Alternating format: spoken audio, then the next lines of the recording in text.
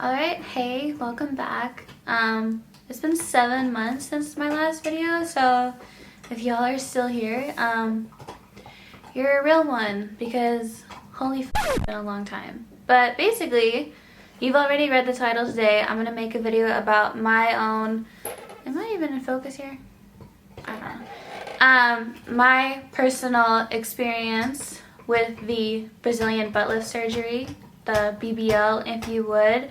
I did my procedure with Dr. Fisher of Unique Aesthetic Center in Miami. I did my surgery January 6th of this year, and it's now the tail end of March, so about 3 months ago. I'd say I've fully recovered now. I basically wanted to make this video in case any of you decided that in the future you want to have a BBL surgery or even liposuction or I guess any kind of plastic surgery. And before I go on, I just want to let y'all know that if you're here to make a negative comment about surgery or any kind of procedure, like, leave. Like, why are you here in the first place? Yeah, I don't tolerate negative comments. They all get deleted. So this is a safe and friendly space full of warm and friendly people. So why I got this surgery. So basically, to break it down, I'm guessing that was Molly. Basically, to break it down for you, my desire to get this surgery pretty much started about 2 years ago. So obviously with any surgery or any kind of body modification, any kind of plastic surgery, your genetics, your health, your athleticism, who you go to, it all plays a major role in how it'll turn out. So basically, to break it down for me personally, and maybe if any of you can relate, genetically, the women in my family build muscle really easily. We're all very athletic. I've been an athlete my entire life. And I also want to address that because a lot of people make these comments. Any fitness professional knows that not all aesthetic goals are achievable through the gym. And so, yes, I did the whole weightlifting journey, but basically your muscular and your skeletal structure will limit how your results come out. So 2 years ago, I'd say that I didn't have any muscle, I didn't have a lot of body fat. So basically that's when I decided, hey, like, I want to have that, you know, nice round hourglass figure. I want rounder hips, I want the bigger butt.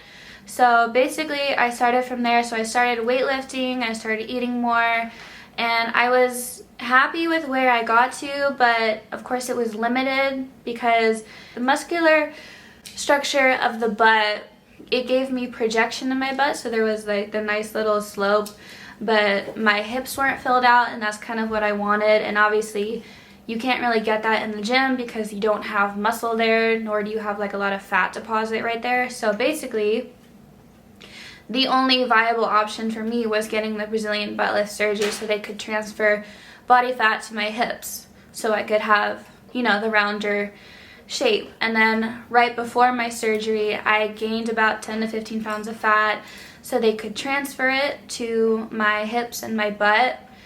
Around December before the surgery, having a big voluptuous butt was not actually my goal. It was just more to have a more feminine figure, to have the rounder hips, obviously. So that's really why I got it, and I'm really happy with how it turned out. It turned out very natural. If you hadn't seen my body before and you saw it now, you'd say, like, it didn't look like I had a lot done. Like, it looks very natural. My hip dips did slightly come back a little bit, so I think that's why it looks a little bit more natural. And I think if I have the time and the resources in the future, I may go back and get like a second one just to fill those hips out a little bit more. Hey, Tessie, can you not? Not right now. I'm sorry. Not right now. I'm sorry. I'm such a villain taking the squeaky toy away. But basically, I'm sorry. I'm I'm sorry. But that's why I got the surgery, is because I wanted rounder hips, and maybe some of you can relate to that. The surgeon I chose, Dr. Fisher, and why I chose him. So I always do a ton of research before I jump into anything. I basically researched all of the doctors in Miami because Miami, I guess, was just the place to go for this surgery. And I admired how meticulous his pre-op process was.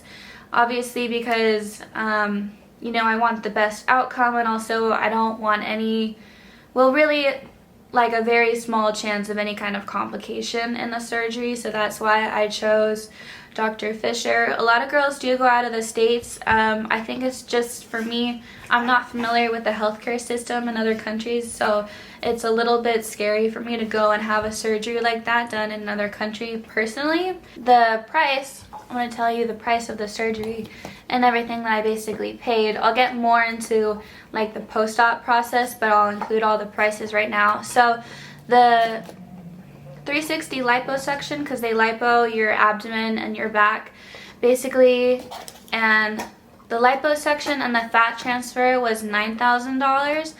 And on top of that, I had six lymphatic massages in Miami, where they have to massage the lymphatic fluid out that makes your body swell up after the surgery. That was $600. I didn't spend any money on flights because my credit rewards pay for that. I spent $120 and $160 on garments, prescriptions, $193. My recovery house, I stayed with a recovery house. I'm out of focus again. A recovery house called Lotus Miami for 7 nights, and that was $1,820. And that basically included like the nurse that was there. There was 2 nurses, but 2 nurses, your own like private room, and meals, of course. And then also on top of that, my transportation, I had a private nurse that would transport me from the recovery house to the clinic, which costed $640, and that included all of the rides that I needed while I was in Miami. Supplies about $175. So basically it all came out to about $13,000, which I think is pretty reasonable. A pretty reasonable cost for this surgery. So that's what I spent on the surgery. And with Dr. Fisher, I'm gonna go a little bit into the pre-op process of the surgery. So basically, for the results that I wanted, I specifically gained 10 to 15 pounds of body fat, which was actually really hard for me to do, and I basically had to just like eat a lot of food. It was really draining, and I felt really grotesque at the end of that process and right before the surgery. But basically, the real process starts about like a month before the surgery. You go and you get medical clearance from a physician. You do lab work. You have to, depending on if it's still a thing now, is doing the COVID test. So that whole pre-op process, it's pretty simple. It is very meticulous, obviously, because they don't want any kind of complications to arise, any kind of heart problems or blood problems. So that is why they have you do the medical clearance and the blood panel. Getting to the surgery, I went by myself. I flew down to Miami, and the day that I got there in Miami, I went straight to the pre-op appointment the day before the surgery, and that is when they sized me for the garment. They made me fill out the forms, all of the clearances, and then from there I went to the recovery house. That night I basically had to lay everything out, and they emailed me and said, hey, we want you to arrive for your surgery at the clinic tomorrow at 5:30 a.m. and you don't really bring anything with you except like a robe, maybe a blanket, because it gets actually really cold in there while you're waiting. But I had to shower with like antibacterial soap right before the surgery. You know, I got there 5:30 a.m. in the morning, surgery day. The one thing that made me a little bit nervous was, I guess he typically does about 3 to 4 BBLs per day, and since I was arriving at 5:30 a.m. I thought I was going to be like the first one, and it ended up being the third one, which made me a little nervous. So I actually was there for 6 hours in like the waiting room, and oh my god, I should have like charged my phone and brought like a blanket because I was freezing the whole time, and just, you know, like waiting there in anticipation. Obviously, so super like nerve-wracking, but eventually in time right before the surgery, Dr. Fisher came and he marked me all up with like the Sharpie. He's like, these are the areas that we're gonna liposuction and transfer to the hips. Obviously you do get to meet him before the surgery. Obviously, realistically, he has a lot of patients to go through, so you're not going to be spending like an hour of like one-on-one time with your surgeon. But he was super cool, super chill, and so was the anesthesiologist. I did meet the anesthesiologist as well. And when it was time for the surgery, they put me in like the surgical garments, I guess, the gown thing and the hairnet, whatever it was, compression socks. And they just, you know, they took me to the surgery room real fast, and I laid down on the table and they put that IV in and I went to sleep like that. I remember when I woke up from the surgery, I was so confused. I was like, why am I here? I was like, what's happening? It was kind of funny. You know, obviously I woke up in a lot of pain. A lot of girls, not a lot, but some girls do wake up like screaming or crying really hard. I don't really scream or cry when I'm in pain. I just kind of drop a lot of F-bombs. So I just kind of like laid there like writhing in pain. Obviously my butt cheeks felt like they were gonna explode, and it was, you know, that was kind of annoying. So I just kind of had to lay there for a little bit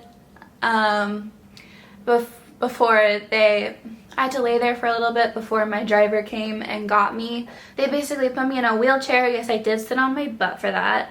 And they wheeled me out to the car. The car took me to the recovery house.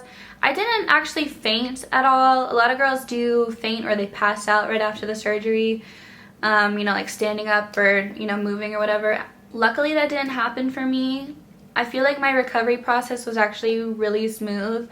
Now for the first like week, for the first like 3 days, I was in like throbbing pain, and I was thinking to myself like, you know, I could never do this again. Like, why would I put myself through this? But looking back now, after 3 months, I'm like, yeah, I could probably do that again. So honestly, yeah, the first 3 days, throbbing pain, you get pain meds, but you know, it's just, it is what it is. And basically you have to drink like 16 bottles of water a day, I think, like a lot of water. Obviously that you have your surgical garments that you wear. It's called a faja, basically, that covers your entire like surgical area.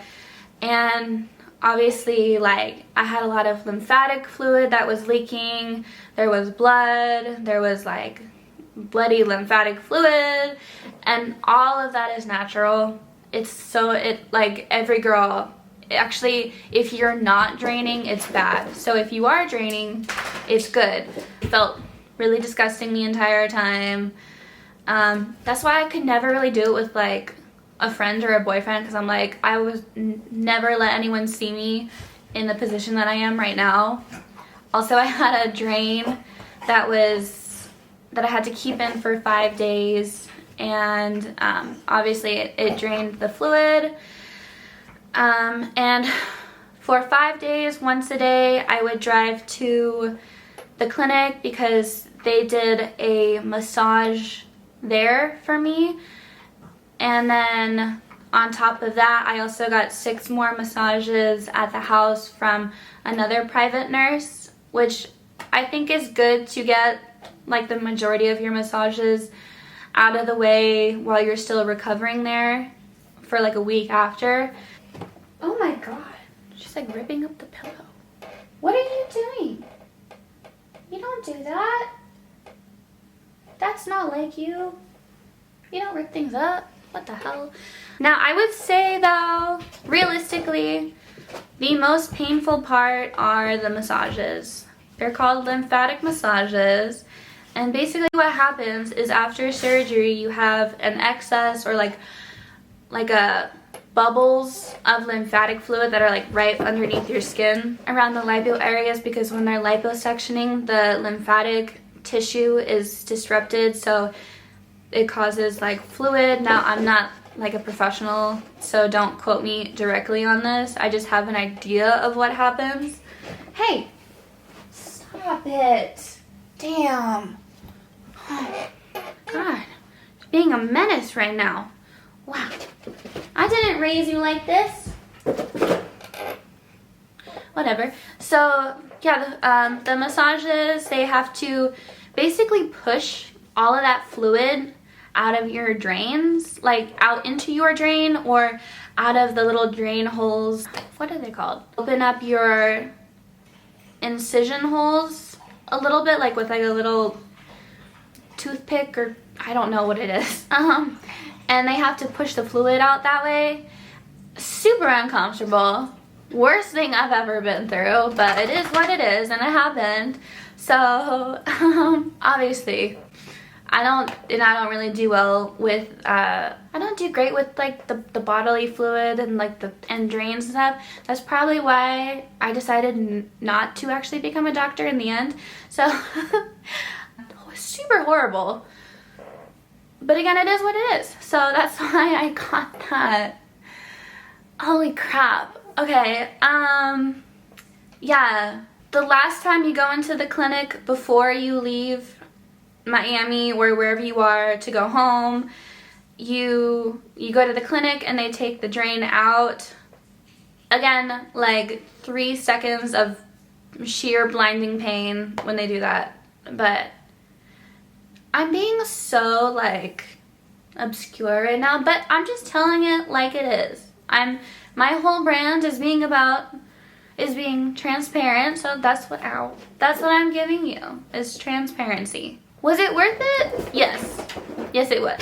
And my results now are pretty subtle. I'd say like after the surgery, obviously you could tell a difference, and I do have the rounder like hips now. I had kind of athletic, narrower hips before, and then I'd say about like a couple weeks ago, I actually got a stomach virus and I lost 10 pounds. But I'm actually kind of happy that happened because I like feeling a little bit more skinny. The butt's still there. But I'd say if you're looking for a really, really dramatic change, you actually do need about 2 or 3 BBLs. Because that is the reality behind you know, all the influencers that have the hourglass body. They didn't get just 1 BBL, they got 2 or 3 or 4. And also on top of that, your results are also dependent on, again, your genetics, your athleticism, your health, if you've had a kid before, you know, how loose your skin is, your skin elasticity. Basically all of those factors are really important. I don't have any loose skin after the surgery. I don't have any really dark marks or anything like that, except for my incision marks that are on my abdomen, on my lower abdomen. But honestly, I don't really care much about like scars or incision holes. My recovery once I got home from Miami, so after being like 1 week post-op, I flew back. I was fine to fly back. I flew business class so I could like lay down during the flight, and I think everyone should do that. It's not worth it to like get like an economy seat and, you know, like kneel down. Buy the business class ticket so you can lay down. Obviously you have to sit on your butt for like takeoff and landing, but it's not that big of a deal, honestly. They just don't want you to generally sit for like, I think it was 2 or 3 weeks after the surgery. Just, I guess, so you didn't suffocate the new fat cells, or I don't know the exact terminology for it. The thing that did bother me about the recovery process was my heart rate was really high. Obviously your body is dehydrated and traumatized, so your heart rate is going to be higher than usual. So I'd say my resting heart rate was like 95 to 100, which is pretty high, and then just moving around was like 120 to 130. Again, super high. So obviously for like 3 or 4 weeks, you really need to lay low and drink a ton of water, you know, so you don't have like a heart attack or something. But other than that, I was fine to like move around, like clean my place, and obviously go grocery shopping after like 2 or 3 weeks, I guess. I think around 4 weeks I felt pretty recovered, and then 5 weeks was when I went back to work as a dancer. Again, I felt fine. You feel stiff. Again, it depends on the person, how long your recovery process is. Mine was surprisingly really fast. So I'm grateful for that. Yeah, I did get a couple more lymphatic massages after I came back from Miami, but I honestly wouldn't say that they did a whole lot. So, you know, while you're at home, learn how to self-massage and like do the lymphatic massage yourself. Be familiar with the lymphatic system. Did I have any anxieties before going to get this surgery? Is it worth it? Is it dangerous? Just do your research. Don't go to a doctor who has a mortality rate, also known as don't go to a doctor that has killed somebody before. Obviously things happen, and obviously they're not intentional, but again, it can be dangerous if you go to the wrong person. So luckily, the surgeon I went to, Dr. Fisher, is very meticulous, very thorough with the pre-op process, and also his equipment and everything is top notch. Go to a good doctor. Go to a good doctor and do your research. Obviously, there are complications that can happen. I think the most dangerous one, or the one that is fatal, is called a fat embolism, which occurs somewhere between the liposuction and the fat transfer when they inject the fat too deep, and it basically it gets into your circulatory system somehow. Again, I don't know the exact terminology, but basically it can travel to your heart, and that can cause like a heart attack or like cardiac arrest, and you could die. And I'd say the other one is just people not being wary enough of heart conditions before they have the surgery. Having a heart condition and still getting the surgery obviously is very scary, but other than that, I didn't really have any other anxieties about it. I think all in all, it was a very smooth process, and again, I'm very happy with how it turned out. Obviously I got those hips that I obviously can't get in the gym. That doesn't mean that I want to stop being a weightlifter, because I'm still going to be doing that. And I think another reason why it turned out so natural is because I do have pretty thick thighs, and so the butt did match pretty well with the thighs. I feel like even before, my thighs were like bigger than my butt, so it turned out pretty well that way. Also, don't look at my nails, they're hideous right now. I was at work last night and I did dances for like this really annoying guy, and then he lost his phone in the couch, and I had to look for his phone, I guess. Like, I helped him look for it, and I fucking lifted it up and all my nails broke. Imagine that. That is so off topic, but yeah, I think I covered everything on the surgery. But if you guys have any questions, just comment them down below and I can make like a Q&A question video. But I think that's all I have to say today. So, have a good night or day or whatever time of the day you're watching this. Alright. Okay, bye.